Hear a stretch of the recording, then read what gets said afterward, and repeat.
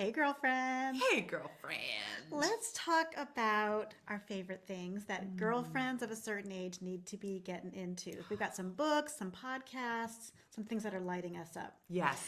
So, my first one is Dr. Ramani. Have Mm, you heard of her? I adore her. I was listening to her this morning. Yes. Dr. Ramani, shout out to you. You are healing millions of people who have been recovering from the experience of attracting a lot of narcissists in our lives. And Yeah. that's one of the gifts she gave me was that I was always like so focused on narcissists are bad and evil and dangerous and they are all of those things. Mhm. But I attracted Yeah. these people into my life. I gave them a soft, warm place to land, right? Sure. So, Girlfriend has a new book out called It's Not You. Oh, Go get it. The link is in our description. It is required reading, I think, for humanity because it's so helpful mm. to help us let go of this dynamic, this relationship of attracting difficult people into our lives and letting them cause harm. I love that. And we have to remember that we're wired for that, right? That is Mm-hmm. familiar, and what is familiar isn't always healthy. And I love Dr. Ramani. I'm so glad you brought her up. She also has a YouTube channel and she has a podcast. I was listening to an interview with an author, and the title was Codependency, which is totally Ah. related to this idea of what do you do once you've been around a narcissist and you're sort of trained? How do you break that cycle? And she's just so wonderful at talking about all of these issues. And oh, I love her. I think she's also a girlfriend of a certain She's age. also a girlfriend of a certain age. Absolutely. So Yeah. she's a trained psychologist and she just has all the smarts, all the letters after her name to make it so easy for us to understand. She's looking at the research. Yeah. She's the one who taught me that like sometimes narcissists, you can kind of spot them by their eyebrows. She was the Oh, one. She's got a whole. You could YouTube Dr. Ramani yeah. eyebrows, and she talking about the research about it, and I just love it. So again, it's not about demonizing, but it's about keeping Mhm. ourselves safe, Yeah. but more importantly, it's about healing from this dynamic. And she has given me so much. So just I want to thank you, Dr. Ramani, from the bottom of my heart, for helping me to understand these dynamics and these relationships, my part Mm. in it, Hmm. and then the forgiveness of myself and others, and how to stay safe moving forward. I love that so much. That is so beautiful. Yeah. What have you got? Well, my first recommendation is an audiobook, which I have fallen in love with. And for anyone who is a Spotify subscriber, you can now get free audiobooks. So it used to just be podcasts, but now you can listen to full audiobooks. And I realize I've already listened to like four in the last 2 months. So for those of you who feel like maybe you're not reading as much, I just love it. And especially when it's memoirs and it's read to you by the person itself, it just doesn't get better than that. I know you're also a firm believer in getting them free from the library. Yeah. Yeah. I always look there first. Yeah, which is really smart. But I just thought that that has been wonderful. So the book I'm recommending, read aloud by the author, is a memoir by Stephanie Foo, and it's called What My Bones Know, a memoir of healing from complex trauma. Oh, oh my gosh, yes. It is so fascinating for her to explain. She's a journalist, right? So she's totally curious about the subject, the science, all of the different treatments. She's tried them all out, and she shares her own personal experience from her childhood. She actually had a really traumatic abandonment by both parents at different stages of her teen years, and then her official diagnoses in her young adulthood of having complex PTSD Whew. and what it means. So we hear the word PTSD, and then she really explains what complex PTSD is, but she writes it so beautifully. It's so personal. She grew up in San Jose, California. Oh, local, a So she's local girlfriend. local. She has a really beautiful description of the culture of San Jose of the moment. Her parents were both immigrated from Malaysia, and so she has a really interesting perspective on what it means to be first generation. And there's just so much richness to it. She also, you might recognize from being in podcasts, This American Life. So she does some stories for them. So she's just beautiful with her words and with her language. And she really opens up her recovery journey to everyone. And I just found it so healing. In fact, near the end, she even opened up a couple of therapy sessions. Wow. And it's incredible to just be the fly on the wall and to listen. That's incredible. So I haven't read this yet, but I will be. The So link good. for that will also be Yes. below. I really want to check that out. I've been thinking a lot lately too about how the culture does not understand what trauma is. And here I am trained as a therapist and how little training I received in trauma. Wow. Actual, like, what are we looking for? So there was a little bit, it was covered. But would I have called myself an expert coming out of school? Not that anyone's an expert coming out of school, but really it wasn't even like, you should keep going with this. This is probably the most important thing you'll need as a therapist. There was no discussion of that. It was just like, we're letting you loose. Good luck. Yeah. And so I really Fascinating. question how much the culture knows about trauma. And then especially for women. Oh my How gosh. many traumas have you and I alone collectively endured where there's no understanding about how do we heal, how do we correct, how do we heal the harm that's Absolutely. been done? How does it manifest itself? She's really interesting in discussing the different ways that it manifests itself in women of color, in different groups. I mean, it is just fascinating. This is such a needed conversation. It's a healing for everyone. Oh my Even though her gosh. case is extreme, she makes it highly relatable. And I think we're really learning, like the narcissism, about PTSD and the levels of trauma that our body holds on to, that our mind holds on to, how it shapes us, but also how healing things can be. So yeah, it's a fantastic read, and if you can have her read it to you, she does a so you wonderful job. actually actively recommend the audio version. I think it's brilliant. She's just a trained podcaster, and she just reads it so well. But you could also read it and totally get a lot out of it too. Awesome. Well, you touched on how I like getting it from the library, so I just want to remind girlfriends, if you have a library card, you get the app Libby or Hoopla, and you can get audio books for free downloaded to your phone to hold on to for 21 days. So I always start there So smart. before I go and buy one on Audible. But I mean, I buy books on Audible too, but it's usually like a last resort because you can often get these for free. You might have to wait a week or two to get them, but I mean, this sounds beautiful. So beautiful. So beautiful. All right. Well, my next one is a podcast. She's also an author. Maybe you've heard of her, but my girl Mel Robbins. I have literally never heard a message from her where I wasn't like, yes, yes. And she's getting deeper and deeper. And she's starting to talk about spirituality and talking about manifesting. Girlfriend is bringing it, and she brings so much truth and warmth and honesty. I love her little social media posts of herself in bed, just, like all tired. She's doing something that I think all wish everybody was doing. Yes. Not that I want to see everybody what they look like in bed, but I'm tired of the glossy.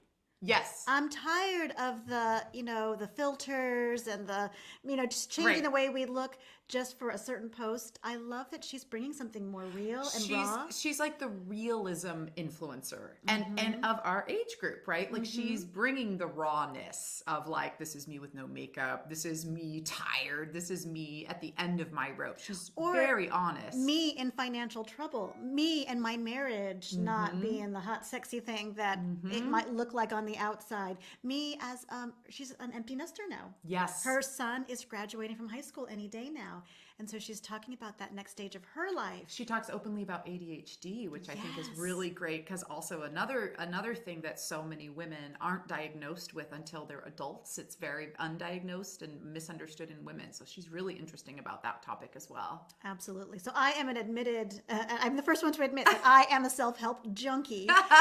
Ever since I learned about what that is, I have been. So like in my late teens, I was like reading these kinds of books. But Mel Robbins makes it so accessible, so easy. And girlfriend is just on a tear right now. She is just talking about everything and she's everywhere.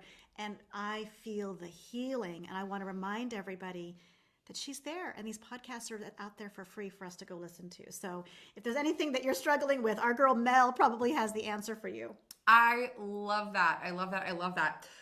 Okay, well, my second recommendation is actually for a show, and this goes a little against my brand, which is typically bringing the heavy.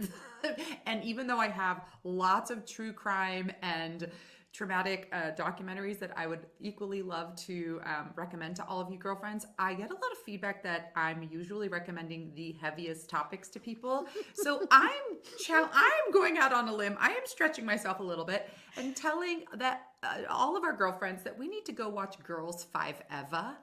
That is now available on Netflix. So I wasn't able to watch it. It was first on Peacock, but I heard about it and my antenna went up about this singing group from like the 90s who are back in their 40s, a girl band group, and that are trying to like come together again and recatch the fire that they had. And it is hysterical. The actors in it are delightful. Stephen Colbert, Sarah Bareilles, many other people.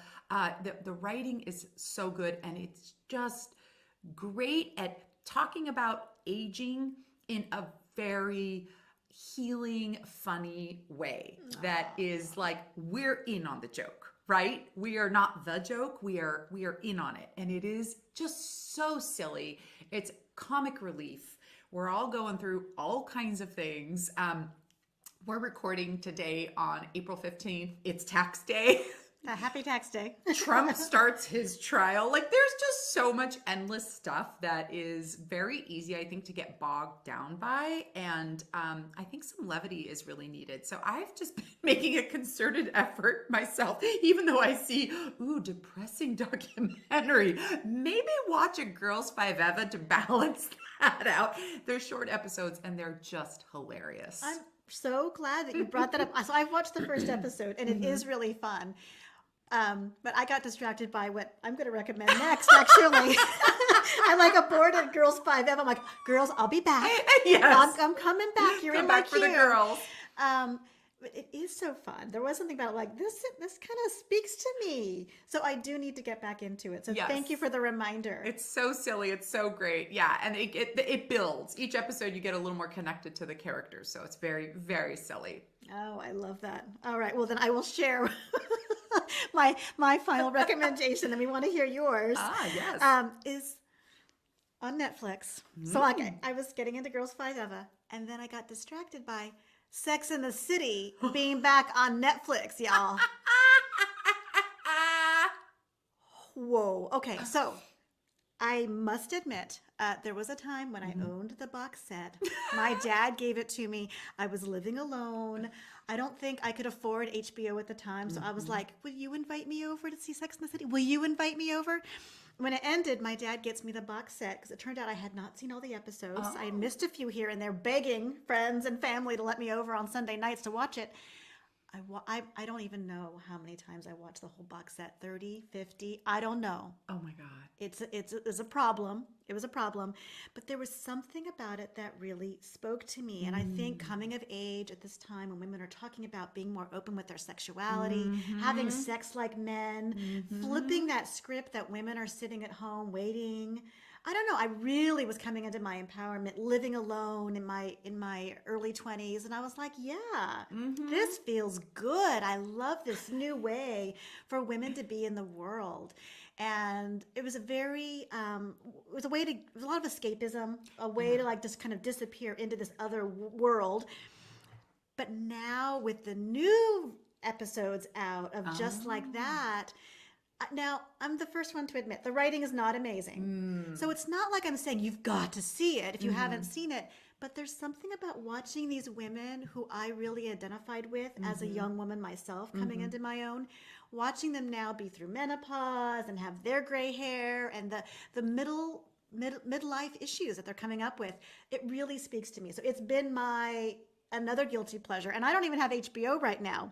Is that available? Is the new series No. available on Netflix? No. No. So the old school one. If you want to get caught up on the old school one. But I've just been watching it. I can't stop. I love that. love it. It interrupted my girls 5 Eva. But there's something about, and I feel like we're going through, I don't know, this is me a little bit getting a little bit weird, but I do feel like we're at a stage in our lives where it's a really good time to go back and heal some of the old wounds. Yes. And I see Sex and the City so differently now.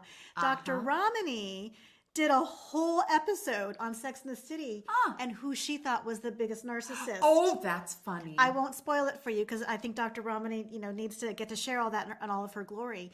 But I realized, oh, right, I was working some stuff out, watching some of their narcissism and the narcissistic relationships that they were getting into. And so now to see that in midlife. So it's like my little guilty pleasure. I love that. So I will just leave it at that. Well, and my confession is I never got the bug. And now that you bring up that it was on HBO, I'm like, oh my God, in my 20s, I didn't have HBO. I couldn't afford HBO, so no wonder I missed. I remember a friend showing me one episode and just saying, isn't this hysterical? And I think it was like Kim Cattrall and she's having an orgasm. And I'm just like, I was a little caught off guard. I didn't know what I was watching. I was like, who are all of these fancy ladies in New York? Like, getting off all the time. But I think that now that it's on Netflix, I will watch it. And it'll be so interesting to see it all these years later and to see if at this point in my life, like how I relate to these women. Because for whatever reason in my 20s, it wasn't something that reached out and grabbed me. Again, it might have just been HBO, but it could have been something else. So I love that it's available for us to reflect on. And there's such a resurgence of looking at things in the 90s, in that era, in our sort of coming of age. And it's funny too, because young kids are dressing like the 90s right now, right? Like it's retro? Oh my God, yes. These low jeans and then the midriff stuff. And I'm like, oh God, we were doing that too. Like all the trends are back. I even heard recently that eyebrows getting skinnier is getting to be on trend again. Young ladies, you and I are still trying to recover from that. Careful, y'all. Don't overpluck. Girlfriends of a certain age can warn you. And my mom told me, and even still, I was like, whatever, Mom, pluck, pluck, pluck, pluck, pluck, pluck. We're now in our 50s. We're like, I'm like putting castor oil on my eyebrows, trying to get them to grow back. Oh, I know. It's a thing. Yeah. So careful how far you take the whole 90s fad. It's just a fad. Some trends you'll be stuck with for a while. So I love that recommendation because that's such a fun thing to, if you haven't seen it, jump on the bandwagon or not with Sex and the City or revisit it to see how it lands for you now. There's a lot of stuff that we're looking at now going, wow, those times sure were different. It's so true. I love this. I love talking, but I have so many more books and podcasts and movies and things I want to recommend. So this was our kickoff for season 5. And I have one more. Oh, you have one more? Yeah, yeah. That's my third recommendation. I'm ready to wrap things up. I'm like, this feels very complete. No.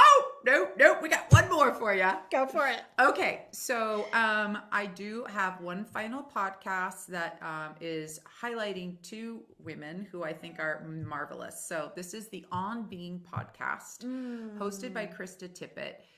Krista is a beautiful interviewer. She runs this podcast where they interview great thinkers, lots of authors, lots of poets, and it's all about humanity.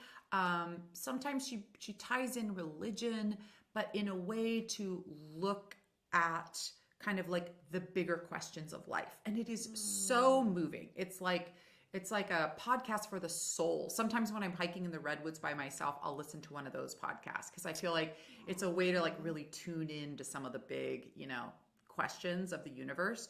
And I want to highlight one particular episode, which was when she was interviewing, and this was a live podcast interview. She was interviewing the wonderful author Isabel Wilkerson, who wrote the book Caste, about our own caste system in America, and she compares it through a really interesting analysis to the caste system in India and to Nazi Germany and what was happening then. And she shares all of these parallels.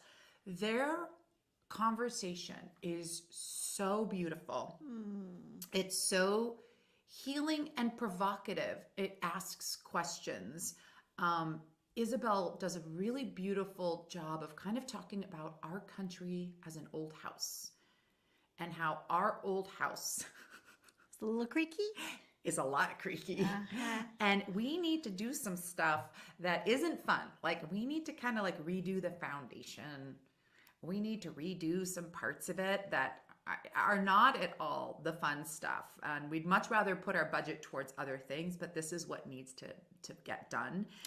And they have just such a wonderful open discourse about what has happened and what is possible. And I think in this era where all these things are being brought up about the American history and about critical race theory and all of these things, I think this is how we can reflect on what's happened in the most like beautiful way possible between two people having a real conversation, having people witness them.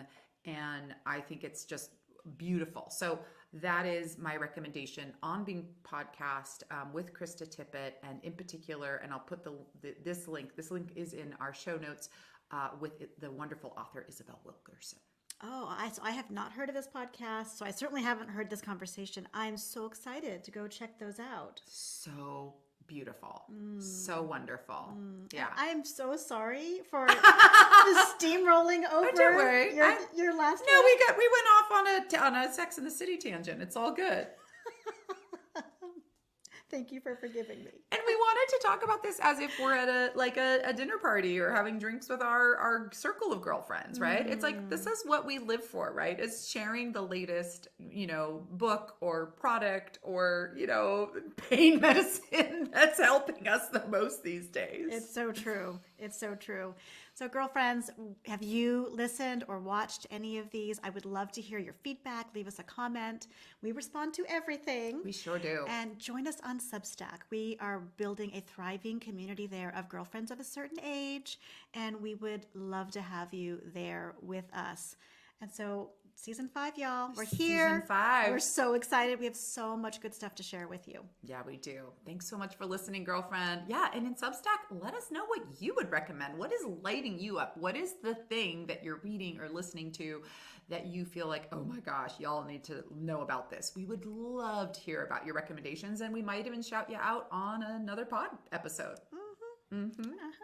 All right. Well, until next time, girlfriends.